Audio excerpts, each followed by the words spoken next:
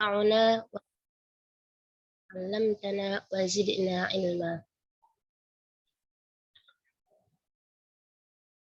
أذكر نفسي وإياكم بإخلاص النية لله تعالى.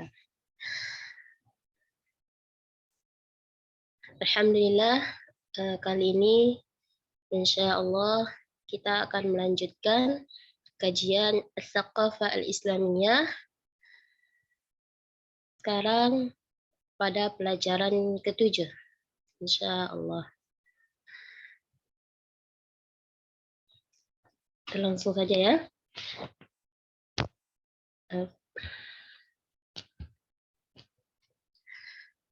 Qala al-mu'allif rahimahullah, la ilaha illallah.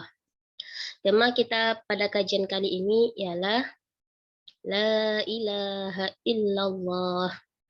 Jadi faedahnya setiap kita membaca kalimat lafzul jalalah Allah, hendaknya dimatkan 2 harokat. Ya. 1 alif, 2 harokat. Jadi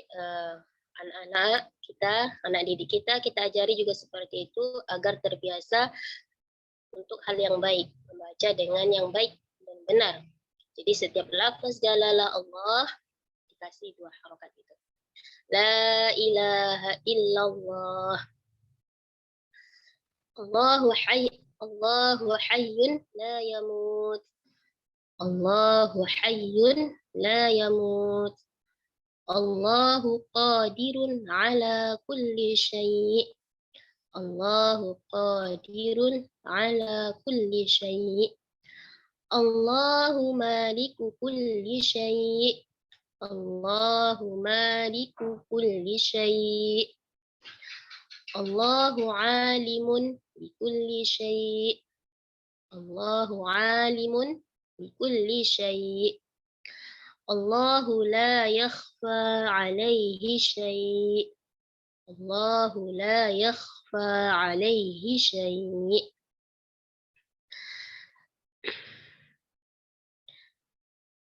Jadi saat ini kita murojaah ya. Jika ada nanti kesalahan dalam menyampaikan, mohon untuk dikoreksi kembali ya. Insya Allah tema akan kita bahas pada kali ini ialah tentang la ilaha illallah, tiada Tuhan yang berhak disembah kecuali Allah. Nah, kita semuanya telah mengetahui semuanya para nabi beragama Islam, semuanya para nabi menyeru pada tauhid, semuanya menyeru pada kalimat la ilaha illallah. Ya, jadi hadis Nabi Muhammad sallallahu alaihi wasallam, qala Rasulullah sallallahu alaihi wasallam, afdalu ma qultu ana wan nabiyyuna min qabli la ilaha illallah. Sebaik ucapan yang aku ucapkan dan para nabi sebelumku ialah ucapan la ilaha illallah. Jadi hadis ini menerangkan semuanya para nabi menyeru pada tauhid. Nah, tauhid itu ialah mengesahkan Allah Subhanahu wa taala yang azali dari keserupaan dari makhluknya, sebagaimana yang dikatakan oleh Al-Imam Al-Junaid Al-Baghdadi. Jadi tauhid itu adalah ifradul qadimi minal muhdats. Itu kalau bahasa Arabnya. Jadi semuanya para nabi menyeru pada kalimat la ilaha illallah. Nah, jadi ada faedahnya lagi. Nah, di luar orang sana mereka mengartikan kalimat la ilaha illallah dengan artian tiada Tuhan selain Allah. Ini permaknaannya kurang layak dan kurang tepat. Yang tepatnya bagaimana? Ini seperti yang ada di tema kita pada kali ini, yaitu tiada Tuhan yang berhak disembah kecuali Allah. Jadi ada embel-embelnya dengan menggunakan kata tiada Tuhan yang berhak. Jadi ada katanya yang berhak disembah kecuali Allah. Ya, kita ajarkan kalau mendengar mereka mengatakan la ilaha illallah, tiada Tuhan selain Allah, kita ajarkan dengan benar, pemaknaan yang benar adalah tiada Tuhan yang berhak disembah kecuali Allah. Kenapa harus seperti itu? Nah, karena jika dimaknai dengan la ilaha illallah, dengan tiada Tuhan selain Allah, itu ada dua fatal. Ada dua kesalahan. Yang pertama itu menyalahi fakta. Faktanya, ya kan, orang-orang di luar ahlu sunnah wal jamaah atau orang-orang sebagian manusia itu mereka bukan menyembah Allah. Mereka menyembah kepada matahari, mereka menyembah rembulan, mereka menyembah bintang-bintang, mereka menyembah gunung-gunung, mereka menyembah pepohonan, mereka menyembah tumbuh-tumbuhan, atau mereka yang menyembah sesuatu dengan apa yang mereka hayalkan. Padahal yang mereka sembah ini tidak berhak untuk disembah, ya kan? Lalu yang mereka sembah itu mereka namai juga Tuhan. Nah, ini yang mereka sembah tidak layak untuk disembah. Lalu bagaimana mereka bisa mengatakan itu Tuhan? Oleh karena itu, nah, makna yang tepatnya ialah tiada Tuhan yang berhak disembah kecuali Allah. Kemudian yang kedua, karena lagi dari segi bahasa, al-ilah itu artinya al-ma'budu bihaqqin, artinya yang berhak disembah. Jadi pemaknaan yang tepatnya ialah tiada Tuhan yang berhak disembah kecuali Allah. Nah, insya Allah kita bahas la ilaha illallah, tiada Tuhan yang berhak disembah kecuali Allah. Allahu hayyun la yamut. Allah hidup tidak pernah mati. Allah Subhanahu wa taala Maha hidup. Hidupnya Allah Subhanahu wa taala berbeda dengan hidupnya makhluknya. Kita hidup membutuhkan kepada ruh, kepada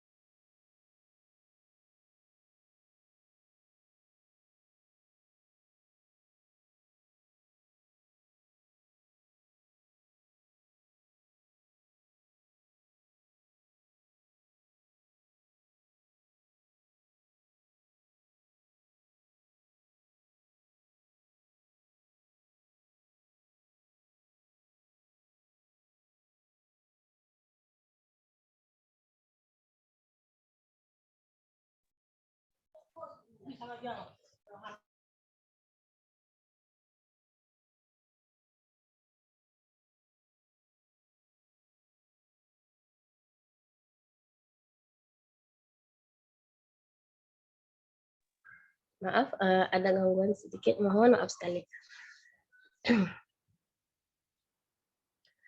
Jadi sudah sampai bahwa sampai mana? Sampai Allah hidup tidak pernah mati.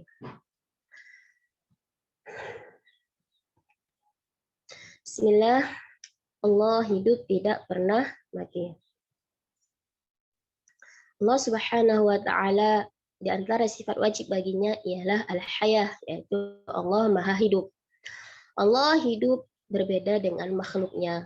Kita makhluk hidup membutuhkan kepada alat-alat, butuh kepada darah, butuh kepada ruh, butuh kepada jasad, butuh pada belulang. Nah, sedangkan Allah Subhanahu wa taala hidup berbeda dengan kita.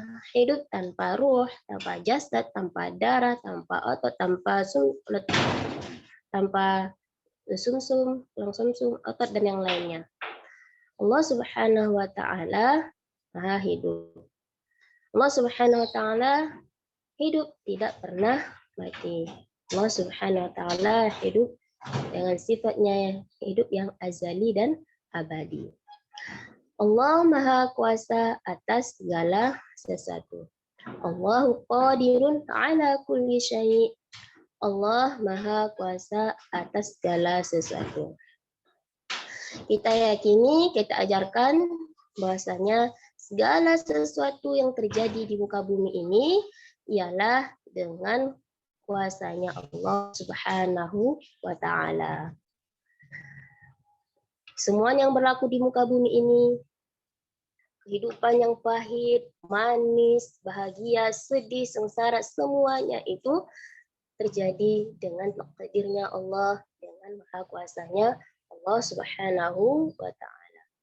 Apa yang Allah takdirkan terhadap kita berupa kesenangan, berupa kesulitan, semuanya. Nah, hendaknya kita terima lapang dada dan tidak boleh menolak apa yang Allah takdirkan kepada kita. Sesuatu yang ditakdirkan oleh Allah Subhanahu wa taala kepada kita, hal yang baik wajib untuk kita cintai. Nah, jika sesuatu itu yang Allah takdirkan kepada kita yang buruk, maka hendaklah kita untuk membencinya. Tapi takdir Allah Subhanahu wa taala semuanya adalah baik. Allah. Jadi kesimpulan kali ini bahwasanya Allah Maha Kuasa atas segala sesuatu. Allahumma liku kulli syai'. Allah adalah pemilik segala sesuatu. Segala sesuatu adalah milik Allah Subhanahu wa taala. Di langit dan seisinya milik Allah Subhanahu wa taala. Allah yang menciptakannya, semuanya adalah milik Allah Subhanahu wa taala. Begitu juga di bumi ini, semua yang ada di bumi ini. Bumi dan segala isinya Allah yang ciptakan. Allah adalah pemiliknya. Allah Subhanahu wa taala adalah pemilik segala sesuatu. Nah, jadi segala sesuatu adalah milik Allah. Semuanya yang Allah perintahkan maka wajib untuk kita laksanakan. Semua yang Allah larang untuk ditinggalkan maka hendaklah kita untuk meninggalkannya.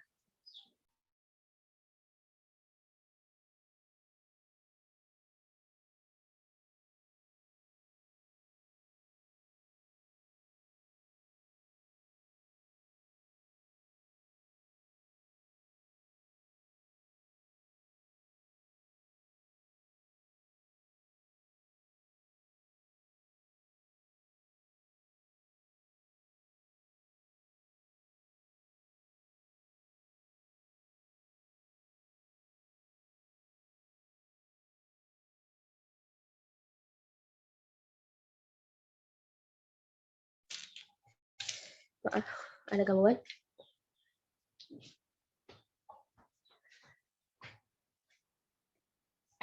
Allah adalah pemilik segala sesuatu. Allah Subhanahu wa taala tidak ada yang memerintahkannya dan juga tidak ada yang melarangnya. Karena Allah Subhanahu wa taala adalah pemilik segala sesuatu. Allah Subhanahu wa taala, apa yang Allah takdirkan itu ialah Allah Subhanahu wa taala adil. Allah Subhanahu wa taala Allah adalah pemilik segala sesuatu. Allah mengetahui segala sesuatu. Allahu alimun bikulli syai'. Segala sesuatu yang terjadi di muka bumi ini, Allah Subhanahu wa taala mengetahuinya. Allah Subhanahu wa taala mengetahui sesuatu yang telah terjadi, yang akan terjadi, sedang terjadi, yang akan terjadi, sesuatu yang tidak terjadi, dan Allah Subhanahu wa taala mengetahui kalau sesuatu itu bagaimana terjadinya. Allah Subhanahu wa taala mengetahuinya. Allah mengetahuinya dengan ilmunya yang azali, abadi. Allah Subhanahu wa taala ilmunya tidak akan punah, tidak akan berubah, tidak akan baharu. Allah Subhanahu wa taala mengetahui dengan ilmunya yang satu. Dijelaskan ilmu yang satu itu bagaimana? Nah, kalau kita mengenal sebulan, ya kan? Hari ini kita mengetahui sebulan. Kemudian 10 tahun yang akan datang mungkin kita akan lupa. Nah, jadi ini ilmunya dua. Sekarang kita ketahuinya, 10 tahun yang akan datang kita mungkin bisa lupa. Nah, yang ini, itu bukan ilmunya yang satu. Nah, Allah Subhanahu wa taala mengetahui segala sesuatu dengan ilmunya yang satu. Kemudian, Allahu la yakhfa alaihi syai'. Allah tidak ada sesuatu pun yang samar dan tersembunyi baginya. Nah, jadi semua kejadian-kejadian yang ada di muka bumi ini Allah Subhanahu wa taala mengetahuinya. Jadi meskipun tersembunyi bagi orang, tapi Allah Subhanahu wa taala Maha mengetahuinya.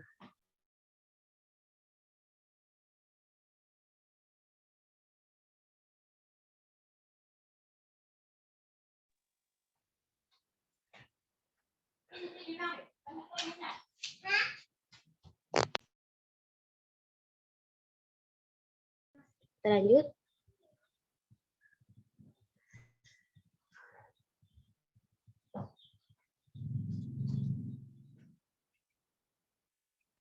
Zikir hasbiyallahu la ilaha illa huwa alaihi tawakkaltu wa huwa rabbul arsyil azim. Zikir ini juga termasuk bagian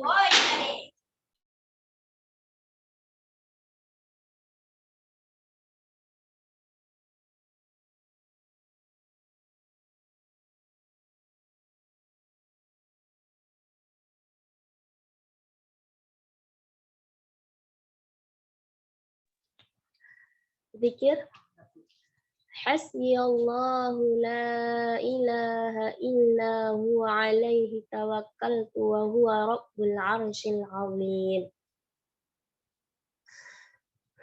Zikir ini termasuk bagian daripada aurat tahsin yang dikumpulkan dan dihimpun oleh Syekh Abdullah Al-Harari yang warid dari Rasulullah Shallallahu Alaihi Wasallam. Allah adalah zat yang mencukupiku, tiada Tuhan yang berhak disembah kecuali Dia. Padanya aku bertawakal, bergantung dalam segala hal, dan Dialah Tuhan pencipta arasy yang agung.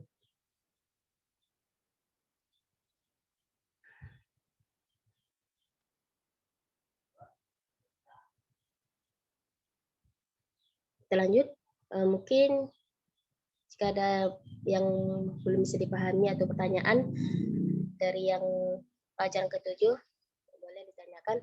Kita lanjut dengan pelajaran yang ke-8 dengan tema Allahu laisa jisman. Allahu laisa jisman. Allahu yara bila hadaqat.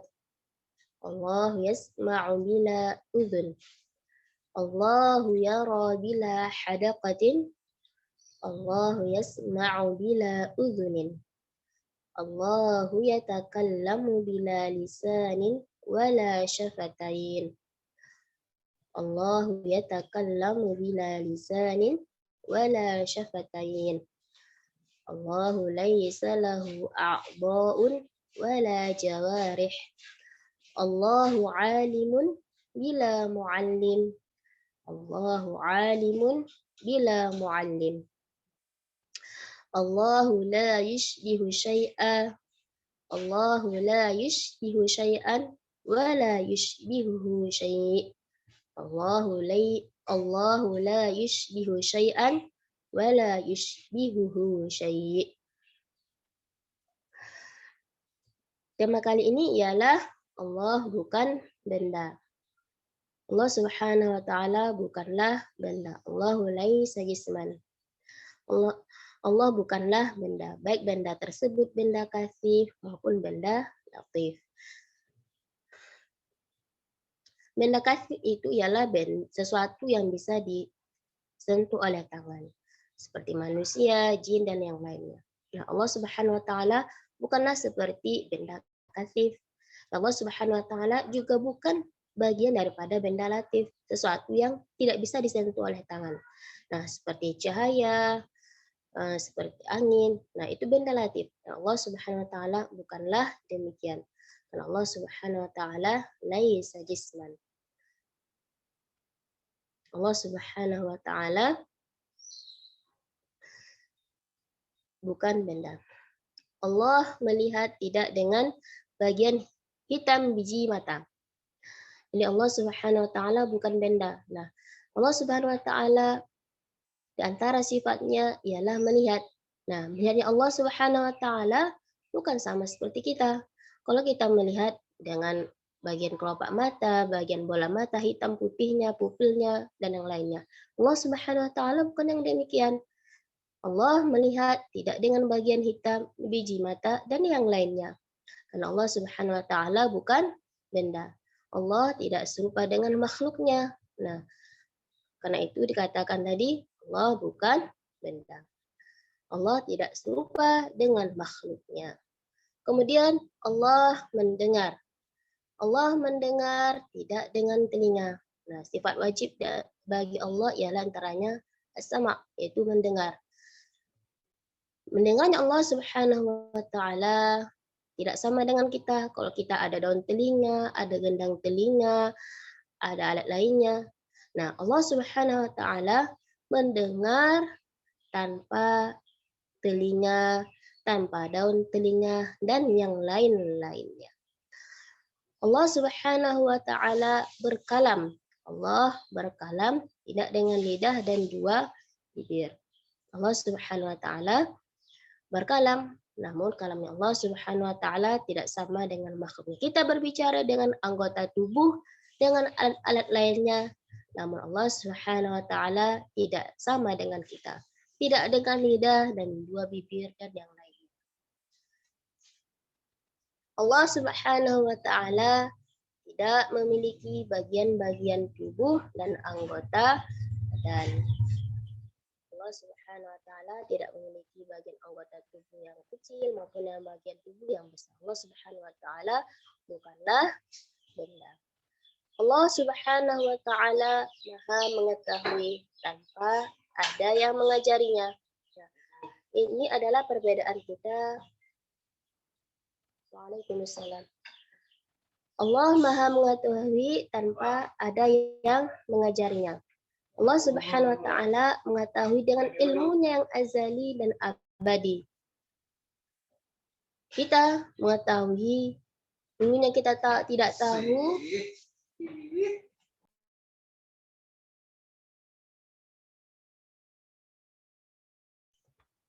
Allah Subhanahu wa taala Maha mengetahui tanpa ada yang mengajarinya. Dulu ya kan, ketika kita keluar dari ibu kita tidak mengetahui satu pun, tidak mengetahui satu apapun. Kemudian lama kelamaan kita mengetahui satu persatu dengan diajari oleh ibunda kita, oleh orang tua kita, oleh guru-guru kita. Nah, dulu kita tidak mungkin di SD kita mengetahui bahwasanya bumi itu ya kan, yang berputar, ya kan. Tapi setelah kita mengetahuinya, belajar dari guru bahwasanya yang berputar itu adalah bulan, bukan bumi. Nah, kemudian ini yang dulunya kita mengetahuinya tidak tahu, kemudian tahu, kita tahunya dengan belajar. Allah Subhanahu wa taala mengetahui tanpa ada yang mengajarinya. Inilah perbedaan ilmunya kita dan ilmunya Allah Subhanahu wa taala. Kalau ilmu kita berubah-berubah, yang tadinya nggak tahu jadi tahu. Kemudian dulunya tahu, sekarang sudah lupa. Dulunya kita belajar itu ini, sekarang karena tidak mau rojaah, jadinya lupa. Semoga Allah karuniakan kita semangat yang kuat untuk menghafal, belajar, ya, mengulangi pelajaran dan mengajarkan. Amin. Kemudian selanjutnya ialah Allah tidak menyerupai sesuatu pun dan tiada sesuatu pun yang menyerupainya. Ya. Allah Subhanahu wa taala bukan benda. Allah Subhanahu wa taala tidak serupa dengan sifat benda. Allah Subhanahu wa taala bukan benda dan Allah Subhanahu wa taala tidak disifati dengan sifat benda. Allah Subhanahu wa taala berfirman, "Laisa kamitslihi syai' wa huwas samiul basir." Ini firman Allah Subhanahu wa taala dalam Al-Qur'an surah Asy-Syura ayat 11. Jadi ayat ini menjelaskan, ulama mengatakan ayat ini adalah ayat yang paling jelas yang menjelaskan bahwasanya Allah Subhanahu wa taala tidak serupa dengan semua makhluknya, baik satu segi maupun semua segi. Allah tidak menyerupai makhluknya dan tidak ada satupun di antara makhluknya yang menyerupainya. Tidak ada satupun yang menyerupai Allah Subhanahu wa taala. Allah bukan benda, Allah Subhanahu wa taala tidak disifati dengan sifat benda. Ya, bisa dipahami dari ayat tersebut bahwasanya Allah Subhanahu wa taala bukan benda dan Allah Subhanahu wa taala tidak disifati dengan sifat benda. Jadi kita ajarkan kepada anak kita perkataan Imam Ibnu al-Misri. Itu apa? Mahma tasawwarta bidzalika fallahu bi khilafi dzalika. Atau mahma tasawwarta bidzalika fallahu la yusbihu dzalika. Apapun yang terlintas di benakmu tentang Allah, maka Allah bukanlah demikian. Allah berbeda dengan apa yang kita bayangkan. Allah bukan benda, Allah tidak disifati dengan sifat benda. Allah Subhanahu wa taala tidak menyerupai sesuatu pun dari makhluknya. Dan ini yang harus kita tanamkan, kita yakini, lalu kita ajarkan kepada orang yang sekitar.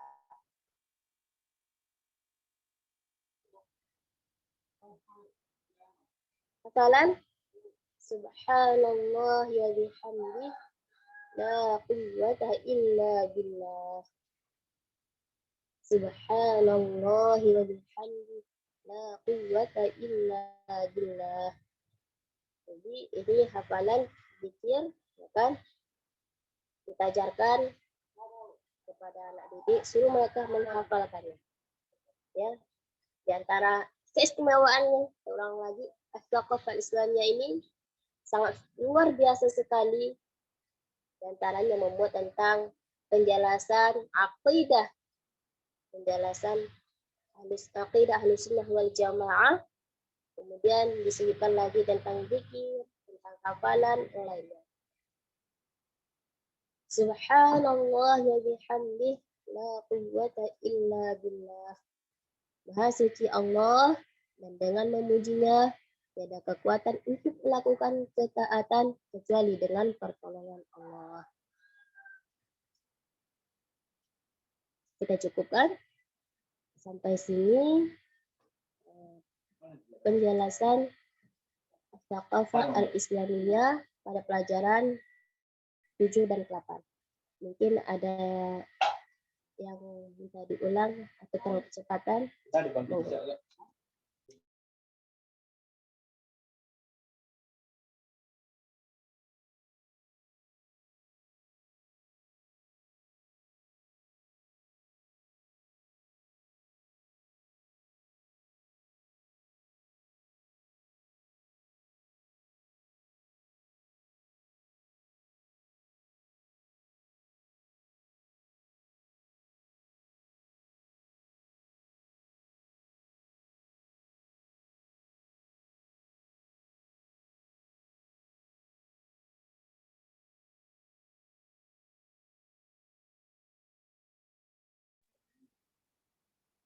Insya Allah bisa dipahami. Kita cukupkan sampai sini saja. Hadirin ala Nabi. La ilaha illallah. Allahumma sholli ala sayyidina Muhammad wa ala alihi wa sahbihi wa sallim. Rabbi sholli wa li walidayya wal mu'minina wal mu'minat. Alhamdulillahi rabbil alamin. Barakallahu fikum. Assalamualaikum warahmatullahi wabarakatuh. Waalaikumsalam warahmatullahi wabarakatuh. Barakallahu fiikum, Ustaz.